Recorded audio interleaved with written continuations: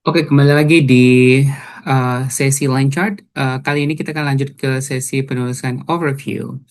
Kalau kemarin kita udah habis belajar tentang bagaimana cara menulis introductions, dan kali ini kita fokus ke overview. Overview ini penting, bukan cuma sekedar summary. Jadi kalau overview bisa teman-teman lihat di sini bahwa memberikan a big picture of summary, kayak gitu ya. A big picture summary atau gampangnya tuh kayak summary dari keseluruhan apa yang ada dalam teks, sorry, apa yang ada dalam grafik chart kayak gitu. Atau di sini kita akan membahas tentang line chart. Tapi juga dia akan menentukan urutan informasi setelahnya. Nanti akan kita bahas kalau seandainya udah pas penulisan body paragraph. Apa yang akan teman-teman lakukan ketika menulis line chart? Yang pertama adalah di overview, teman-teman akan coba menjelaskan general trend. eh, Apa aja? Ada upwards, downwards, mix, ataupun fluctuating kayak gitu. Dilihat dari grafik secara umum. Kemudian yang berikutnya itu adalah apakah kategori itu tuh memiliki kesamaan atau perbedaan. Dan eh, di sini apakah ada terjadi dramatic ataupun notable changes kayak gitu, dan dilihat yang paling besar sama yang paling kecil yang mana. Oke, di sini teman-teman, cara menulisnya secara efektif itu tuh bisa mulai dengan identifikasi dulu nih. The lines gone up sama go down, identifikasi dulu, lihat secara umum. Misalkan contoh, misal kalau kayak gini ya, dia naik, maka ini kita bisa bilang naik. Dia turun, kayak gini. Ini kita bisa bilang turun. Tapi kalau seandainya seperti ini, naik, tiba-tiba ada turun, naik lagi kayak gitu. Maka teman-teman lihat secara overall apa yang terjadi pada grafik ini. Secara overall ya, secara keseluruhan, secara umum. Yaitu naik, maka otomatis kita kan tetap bilang dia naik ketika kita menjelaskan overview. Kemudian lihat significant changes. Sharp increase ataupun sharp decrease kayak gitu. Peaks ataupun lows ataupun the bottom kayak gitu ya. Kemudian di sini juga kalau misalnya teman-teman lihat, eh, bisa mulai dengan mengidentifikasi beginning sama end points, yang mana yang paling tinggi sama yang paling rendah. Oke, kita lanjut. Contoh, misalkan di sini kita ada dapat grafik, ada yang langsung turun, kemudian ada yang naik, kemudian turun, kayak gitu ya. Secara umum kita bisa bilang bahwa dia mulai dengan angka yang paling tinggi, ini mulai dengan angka yang paling rendah, kayak gitu. Kemudian dia turun, ini diawali dengan kenaikan, habis itu dia turun, tapi tetap pada posisi yang paling rendah. Oke, nah sekarang kita akan coba lihat bagaimana cara pendeskripsiannya. Eh, oke. Oke, ada beberapa style dalam pendeskripsiannya, dan teman-teman tinggal pilih style yang paling cocok bagi teman-teman. Kalau untuk tahap awal, saya selalu menyarankan menggunakan style yang paling terbaik ya. Tapi kalau seandainya teman-teman masih dalam tahap belajar, kayak gitu, eh, pilih yang paling mudah dulu untuk teman-teman adaptasi. Sebelum pilih yang paling sulit. Contoh di sini kita bisa lihat ada beberapa style, misalkan itemnya yang men itu warna biru, women yang warna merah. Overall, men consistently had higher smoking rates than the women during the periods, while the rate of men and women, sorry, the rate of men fell steadily over the time. The figure for women increased at first before gradually declining uh, after mid 1970s, kayak gitu ya. Dia kan turun di sini pertengahan tahun 1970, 70-an. Oke, dia baru turun.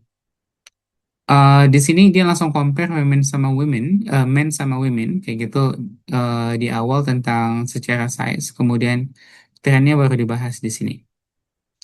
Atau bisa juga yang lebih akademik, misalkan, oh ya ini lupa tentang smoking rates ya, Sumland.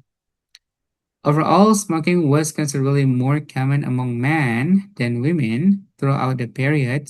Men show a continuous decline in smoking levels, whereas women experience a rise followed by a slow downwards trends after reaching a peak in 1970s. Kayak gitu. Di sini nggak boleh ada angka, nggak boleh ada angka statistik, fokus kepada trennya aja. Atau tren fokus juga bisa. In general, the chart shows a marked and continuous fall in smoking among men, in contrast with contemporary rise and subsequent decline among women. Despite the changes, male smokers remain more numerous at the both start and end. Oh, ini dia langsung compare bagian awal sama akhirnya. Oke, kemudian overview berikutnya. Ini yang bisa dapat skor lumayan bagus juga kalau seandainya bisa diterapkan dengan baik. Overall, um, male smoking rates drop sharply over the year periods, while female rate initially climb before slowly decreasing. Although the gaps between the two groups narrowed substantially, men continued to smoke more than women by 2000s. Oke, tinggal teman-teman pilih yang mana. Kalau saya lebih prefer kayak gitu untuk menggunakan style yang keempat. Jadi udah jelasin yang mana yang naik dan turun, kemudian lihat bisa menjelaskan tentang gap-nya. Di sini kita menggunakan kata narrowed. Narrowed itu berarti mengecil, gitu, substantially, secara signifikan. Oke. Setelah teman-teman menulis overview, tahap berikutnya teman-teman akan menulis body paragraph. Dan penulisan body paragraph, teman-teman ada dua pilihan. Menjelaskan compare berdasarkan timeline, atau lebih baik menjelaskan ini ya, item. Kalau saya selalu lebih memilih menggunakan item aja. Jadi body satu fokus ke men, body dua fokus ke women. Kenapa harus seperti itu urutannya? Tergantung sama overview. Karena overviewnya kita mulai dengan menjelaskan men terlebih dahulu, di sini hampir semuanya di sini kita semuanya menggunakan men kayak gitu ya, yang kita sebut duluan. Maka di body satu dan body 2 urutannya men dulu baru women. Jadi nggak random. Kemudian each body paragraph itu akan diawali dengan topik sentence kayak gitu. Ketika menulisnya nanti baru deskripsi masing-masing tren, baik itu berdasarkan ini ya, kosakata berdasarkan naik dan turun ataupun adverb yang menunjukkan seberapa besar kenaikan dan penurunannya, itu penting. Dan jangan lupa paraphrases gitu ya, phrases yang berbeda-beda kayak gitu untuk meminimalisir pengulangan kosakata yang sama, karena memiliki kosakata yang berbeda-beda jauh lebih baik untuk mendapatkan skor di aspek vocabulary-nya. Kemudian compare, dan ini compare and contrast terkait dengan apa ya, konektor yang teman-teman bisa pakai. Oke. Ketika teman-teman menulis sebagai paragraf, ini beberapa kosakata yang bisa dipakai untuk menunjukkan perbedaan. Misalkan increase ada rose, climb, increase gradually, show a rise, reaching kalau sampai dia mencapai puncak ya. Experience growth kayak gitu ya. Kemudian decreasing itu ada beberapa kata yang bisa dipakai, ada fall, drop. Ini semua menggunakan simple past karena tenses yang dipakai nanti akan menggunakan simple past. Kalau seandainya dia mencapai puncaknya bisa menggunakan kata peak, reach, ataupun lowest point, hit the low, kemudian fell to its minimum level. Kalau nggak ada berubah bisa menggunakan remain relatively stable at, ataupun fluctuated. Kalau dia menerang fluctuation ya. Oke, fluktuatif itu nggak ada. Jadi adanya fluctuated ataupun fluctuation. Ataupun kalau saya mau menggunakan kata pasif, kata fluctuatingnya jadikan verb ing. Oke, kurang lebih seperti ini dalam penulisan body paragrafnya. Minimal dalam satu body paragraph ada dua kalimat, maksimal ada tiga. The rate Jadi jelasinnya itu tuh tetap dari awal ke akhir ya. Jadi nggak boleh jumping. Jadi nggak boleh misalkan menjelaskan itu tuh mulai dari sini langsung lompat ke sini, habis itu balik lagi ke sini. Itu nggak usah. Atau nggak boleh. Karena itu akan confusing, membingungkan bagi examiner. Jadi teman-teman harus menulisnya itu tuh sifatnya forward, maju terus ya. Dan ketika menjelaskan fokus kepada tren dan ketika ada shift, shift itu yang dijelasin.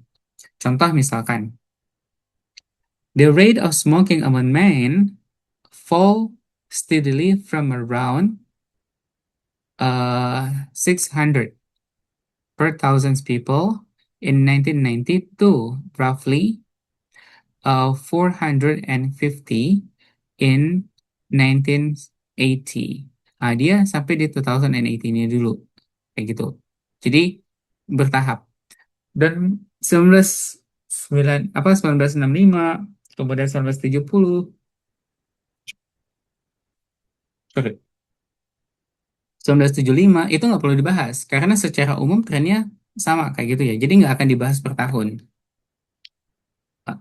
Habis itu baru it then continue to drop, reaching about 3,000 in 1995 and just over 2050 by 2000s kayak gitu. Oke, kalau seandainya datanya sesimpel ini, datanya sedikit kayak gini ya, maka lebih baik dalam penyajian datanya di-split jadi dua. Penyajian misalkan men sampai tengah tahunnya, habis itu baru sisa penurunannya, kayak gitu ya. Oke, kemudian women. For women, jangan lupa ada konektor yang untuk nunjukin perbedaan. Smoking rose from 100 per 1,000 in 1990 to a peak of just over 300 in the mid 1970s. After that, di sini untuk bilang setelah itu, jadi nggak perlu ngulangin angka tahunnya lagi, cukup bilang after that kayak gitu ya. The rate declined gradually to around 2050 by 2000s, which was lower than the figure of man. Nah, di sini baru nunjukin komparasinya. Kalau dia yang lebih kecil. Oke, ada catatan lain yang harus teman-teman pahami dalam penulisan ini.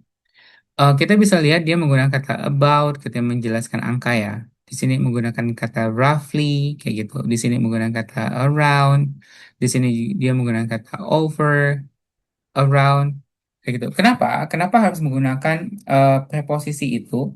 Itu untuk menunjukkan estimasi. Karena angka yang dipakai di sini itu bukan angka yang fix. Kita nggak tahu di sini misalkan apakah benaran ini 100, apakah ini 90 atau 99 kayak gitu.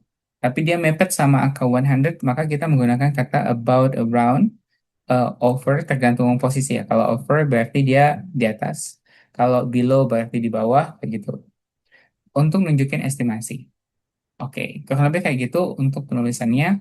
Dan pastikan kosakata yang dipakai itu tuh tepat sesuai dengan tren masing-masing chart.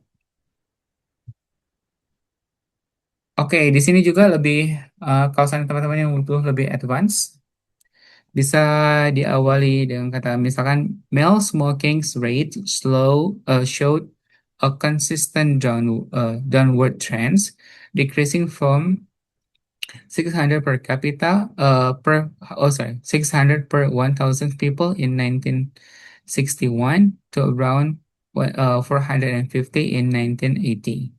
The decline continue over the next 2 decades. Jadi kita waktunya menggunakan kata komparasi berdasarkan dekade kayak gitu ya. By 2000s, the rate had fallen to roughly 2050.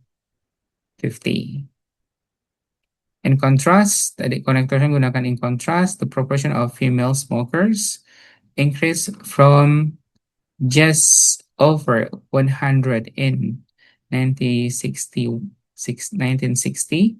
to a peak approximately.